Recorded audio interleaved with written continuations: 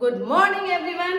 आज हम लोग बायोटेक्नोलॉजी का नेक्स्ट लेक्चर आकर आ गए हैं आपके सामने, क्योंकि हम लोगों ने बायोटेक्नोलॉजी प्रिंसिपल एंड प्रोसेस में 3 स्टेप के बारे में पूरी जानकारी ले ली, जिसमें से डीएनए को लिविंग सेल से आइसोलेट किया, फिर उसके फ्रेगमेंट किए, फिर अपना जीन ऑफ इंटरेस्ट निकाल लिया by the help of agarose gel electrophoresis, और उसका एम्प्लीफिकेशन भी तो करा लिया था by the help of polymerase chain reaction. तो बच्चों आज स्टेप 4 में फिर क्या करेंगे, जरा स्टेप 4 की हेडिंग तो देखते हैं। स्टेप 4 की हेडिंग है formation of recombinant DNA. Formation of recombinant DNA, या तो फिर इसी को आप कह सकते हो कि ligation of gene of interest with vector. तो इसकी एक और नाम से आप इसकी हेडिंग को पढ़ सकते हो, ligation of gene of interest into vector plasmid DNA. ये आपकी हेडिंग है। अब इसको समझते हैं बेटू जी। सबसे पहले ये रिकॉम्बिनेंट डीएनए के कॉन्सेप्ट देने वाले वैज्ञानिक थे कोहेन एंड बोयर ने 1972 में ये आपका रिकॉम्बिनेंट डीएनए सबसे पहले बनाया। थोड़ी सी रिकॉम्बिनेंट डीएनए को बनाने की प्रोसेस के लिए थोड़ा सा पीछे जाते हैं और ध्यानपूर्वक, हालांकि इस टॉपिक से जुड़ा हुआ पार्ट नहीं है जो अभी हम तुरंत आपको बताने जा रहे हैं, लेकिन चूंकि हम लोगों को डीएनए से कुछ निकालना है, वो कैसा डीएनए होगा, क्या होगा, उसकी बातें करेंगे, तब आपको ये जो बना हुआ है इसको समझाएंगे और आपका ये स्टेप भी कंप्लीट हो जाएगा। सबसे पहले बात करते हैं बच्चों, देखिए जो बैक्टीरिया होते हैं उनके पास 2 स्ट्रेन होते हैं, ये बात तो सभी को पता है। एक स्ट्रेन होता है, बैक्टीरिया के 2 स्ट्रेन होते हैं, ध्यानपूर्वक अब देखिए और समझिए। एक स्ट्रेन होता है ग्राम पॉजिटिव और एक स्ट्रेन होता है ग्राम नेगेटिव। ये बात समझ में? जो ग्राम पॉजिटिव होता है इसके ऊपर केवल और केवल पेप्टिडोग्लाइकन की लेयर होती है। लेकिन ये जो ग्राम नेगेटिव बैक्टीरिया होता है इसके ऊपर पहले तो पेप्टिडोग्लाइकन की लेयर होती है, लेकिन उसके ऊपर लाइपोपॉलीसेकेराइड की लेयर चढ़ी होती है। ये सब बताने का यहाँ क्या फायदा हुआ मैम, जरा इसको एक्सप्लेन कीजिए। तो समझते हैं जरा ये बात कि देखिए पहले तो ग्राम पॉजिटिव ग्राम नेगेटिव में थोड़ा सा डिफरेंस समझ लो। क्या ही जा रहा है कि दोनों में थिक की अगर बात करें, थिक तो आपकी भाई ग्राम पॉजिटिव की का स्ट्रेन ऑफ बैक्टीरिया होगा, जो भी ग्राम पॉजिटिव बैक्टीरिया होगा वही आपका थिक होगा, लेकिन कॉम्प्लेक्स ग्राम नेगेटिव होने वाला है। क्यों? क्योंकि उसके ऊपर पेप्टिडोग्लाइकन लेयर के ऊपर लाइपोपॉलीसेकेराइड की लेयर चढ़ गई भाई। तो आप लोगों ने अक्सर एंटीबायोटिक दवा का प्रयोग किया होगा किसी भी बैक्टीरिया को किल करने के लिए, ठीक है? वो एंटीबायोटिक कौन कौन से हो सकते हैं आप लोगों को नेक्स्ट लेक्चर में समझ में आएगा कि आखिर ये बात क्यों चल गई। थोड़ी सी बात बस यहीं पे करेंगे कि एंटीबायोटिक का क्यों प्रयोग किया गया, एंटीबायोटिक कौन कौन से प्रयोग किए गए। याद करो भैया, पेनिसिलिन नाम का होता है, ठीक है? इसके अलावा टेट्रासाइक्लिन होता है, एम्पिसिलिन होता है। ये सब बातें हम लोग नेक्स्ट लेक्चर में करेंगे। अभी पेनिसिलिन समझ लो, है ना? मान लीजिए पेनिसिलिन को आपने ग्राम पॉजिटिव पे डाला, भले ही ये ठीक है लेकिन ये कॉम्प्लेक्स नहीं है बच्चों। तो इस एंटीबायोटिक का उपयोग अगर ग्राम पॉजिटिव पे करोगे तो ये बैक्टीरिया पर इसका असर होगा और ये बैक्टीरिया मर जाएंगे। एंटीबायोटिक कौन होते हैं? जो बैक्टीरिया को किल करते हैं। तो ग्राम पॉजिटिव बैक्टीरिया पर अगर इस एंटीबायोटिक का प्रयोग किया गया तो ये बैक्टीरिया तो मर गए, लेकिन अगर ग्राम नेगेटिव पर प्रयोग किया गया तो देखा गया कि इस बैक्टीरिया पर इसका कोई असर नहीं हुआ। तो आप एक लाइन समझो कि no effect of antibiotic takes place in this bacteria, no effect of antibiotic, और इसमें इफेक्ट पड़ा। तो नो इफेक्ट ऑफ एंटीबायोटिक का मतलब इस बैक्टीरिया में एंटीबायोटिक रेजिस्टेंस जीन मौजूद है। ये सबसे बड़ी बात है, एंटीबायोटिक रेजिस्टेंस जीन मौजूद है। और वहां पर आप लोग देखिए, ये जो आपको निकाल के दिखाया गया है सोर्स सेल का डीएनए, हम लोगों कोहेन और बोयर ने जो सोर्स सेल का डीएनए निकाला वो यही एंटीबायोटिक रेजिस्टेंस जीन निकाला। तो यहाँ पर हम लोग थोड़ी थोड़ी सी बातें लिखते रहते हैं ताकि आपको लास्ट में एकदम समझ में आ जाए ये सोर्स सेल का डीएनए यानी कि एंटीबायोटिक रेजिस्टेंस जीन निकाल लिया। ये बात समझ में आ गई, एकदम समझ में आ गई। इसके बाद एंटीबायोटिक रेजिस्टेंस जीन हम लोगों ने जब इस बैक्टीरिया से निकाल लिया, अच्छा ये कौन सा बैक्टीरिया यूज किया गया, तो कोहेन और बोयर ने, इसको जल्दी से स्क्रीनशॉट लीजिए फिर आगे बढ़े हम लोग।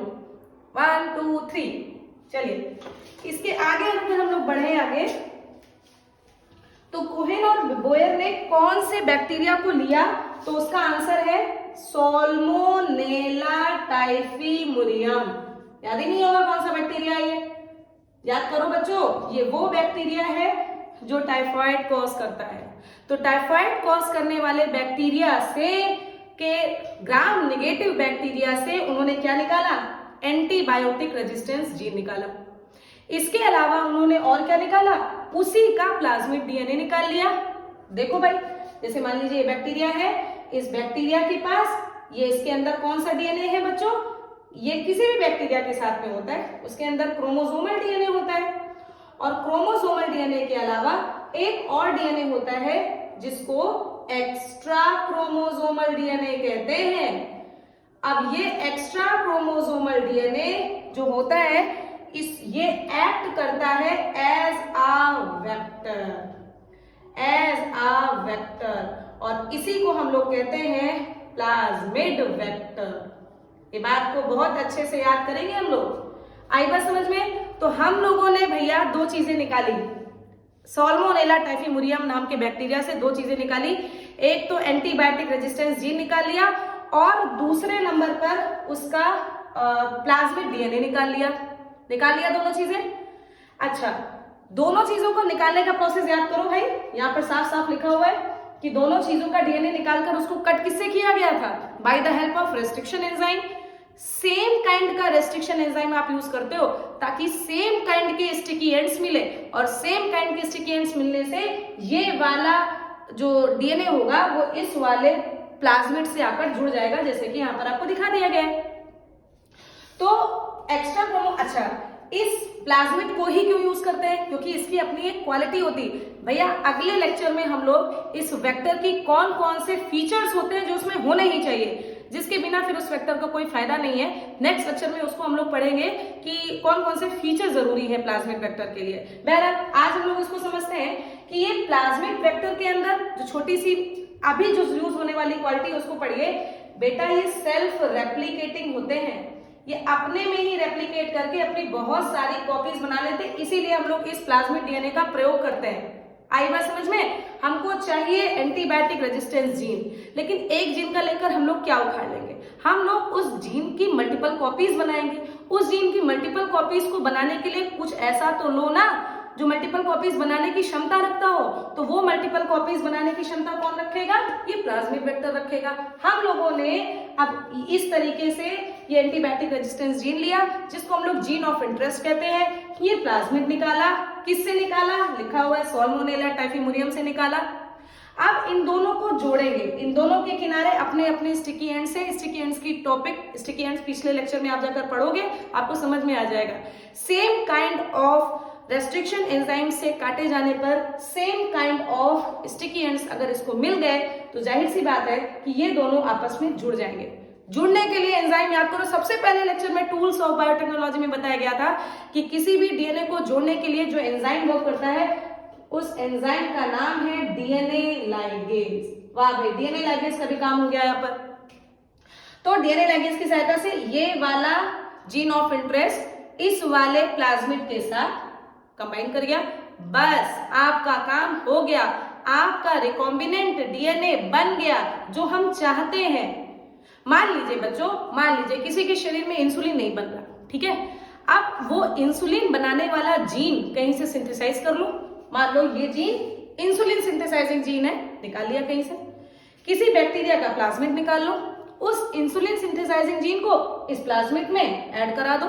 अब ये इसकी अगर मल्टीपल कॉपीज बनेंगे तो इंसुलिन सिंथेसाइजिंग हम लोगों के पास एलिमेंट नहीं बनके तैयार हो गया। बस यही तकनीक तो अपनाई जाती है, मार्केट में जो दवाइयां लॉन्च है वो इसी बेस पर तो लॉन्च है इतनी सारी। तो ये बायोटेक्नोलॉजी या फिर जेनेटिक इंजीनियरिंग प्रोसेस के थ्रू हम लोग इसीलिए तो दवाइयों का फॉर्मेशन, वैक्सीन का फॉर्मेशन कर पा रहे हैं। कोरोना वैक्सीन कैसी बनी होगी, इन्हीं सब प्रोसेस से तो बनी होगी।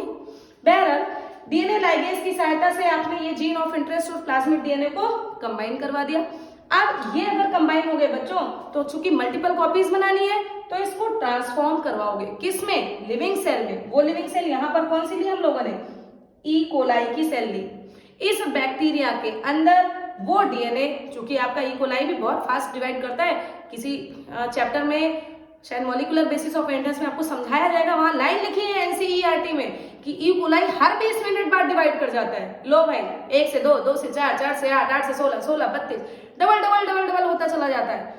तो इतनी ज्यादा उसके अंदर खुद कैपेबिलिटी है डिवीजन की, तो अगर ई कोलाई डिवाइड करेगा तो जाहिर सी बात है उसके अंदर का प्रेजेंट ये जो हम लोगों ने रिकॉम्बिनेंट डीएनए बनाना है वो भी मल्टीप्लाई कर जाएगा। तो इस तरीके से रिकॉम्बिनेंट डीएनए को हम लोग बना लेते हैं। तो ये स्टेप 4 यहाँ पर खत्म होता है। अब देखिए बच्चों, इसके आगे जरा सा टॉपिक समझ लें कि आगे चैप्टर में बचा क्या क्या है। रिकॉम्बिनेंट डीएनए बन गया, कॉपीज बन गई, लेकिन इस रिकॉम्बिनेंट डीएनए को इस ई कोलाई के अंदर भेजा कैसे गया? कूद के थोड़ी ना चला जाएगा, खा थोड़ी ना लेगा ये बैक्टीरिया इसको भी भेजे जाने का तरीका है ना।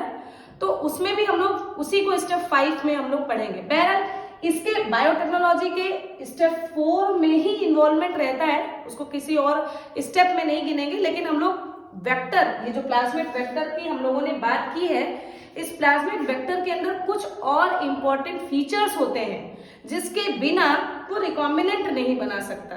ठीक है, तो इस रिकॉम्बिनेंट को बनाने के लिए उस प्लाज्मिड वेक्टर के पास कौन कौन से फीचर होंगे ये हम लोग अपने नेक्स्ट लेक्चर में पढ़ेंगे।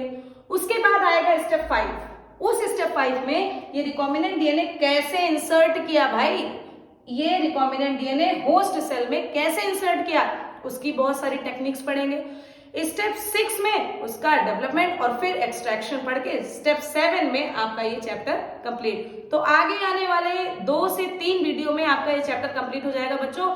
बोर्ड आ रहे हैं, मन लगाकर इस चैप्टर को पढ़िए। लोगों को टफ लगते हैं बट उतना ज्यादा ये टफ है नहीं। मन लगा के अगर 1-2 वीडियो में आप लोगों ने बार बार रिवाइज कर लिया तो ये याद हो जाएगा। एक बार फास्ट रिवीजन करते हैं। सबसे पहले स्टेप 4 में हम लोगों को क्या पढ़ना है, फॉर्मेशन ऑफ रिकॉम्बिनेंट डीएनए, या तो जो जीन ऑफ इंटरेस्ट हम लोगों ने एगरोस जेल इलेक्ट्रोफोरेसिस से निकाला था, उस जीन ऑफ इंटरेस्ट को वेक्टर के प्लाज्मिड डीएनए में जोड़ना है।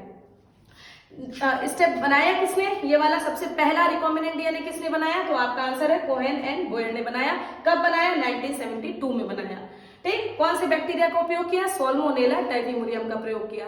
ठीक है, साल्मोनेला टाइफीमुरियम में 2 प्रकार के डीएनए, सभी बैक्टीरिया में 2 प्रकार के डीएनए होते हैं, chromosomal DNA as well as extra chromosomal DNA. Extra chromosomal DNA ही होता है जो कि वेक्टर के जैसे काम होता है। प्लाज्मिड वेक्टर उसे कहते हैं, सेल्फ रेप्लिकेटिंग इसकी एक प्रॉपर्टी होती है। तो हम लोगों ने सबसे पहले ग्राम नेगेटिव बैक्टीरिया से एंटीबायोटिक रेजिस्टेंस जीन निकाल लिया, किस बैक्टीरिया से, साल्मोनेला, और उसी का क्या निकाला, प्लाज्मिड डीएनए निकाल लिया। इसके बाद हम लोगों ने उसको कट किया by the help of restriction enzyme. Restriction enzyme same kind का होगा तभी सेम काइंड के स्टिकी एंड्स छोड़ेगा।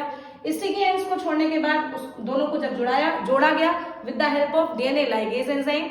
डीएनए लाइगेज एंजाइम को जोड़ने के बाद जो बन गया उसको क्या कहा गया, रिकॉम्बिनेंट डीएनए कहा गया। वो रिकॉम्बिनेंट डीएनए को ट्रांसफॉर्म किया गया किसी भी लिविंग सेल में। यहाँ पर हम लोगों ने ई कोलाई सेल का प्रयोग किया है और ई कोलाई सेल के अंदर करके उसकी मल्टीपल कॉपीज का फॉर्मेशन कर देते हैं। आज का लेक्चर यहीं पर समाप्त होता है। मन लगाकर पढ़िए बच्चों। Thank you.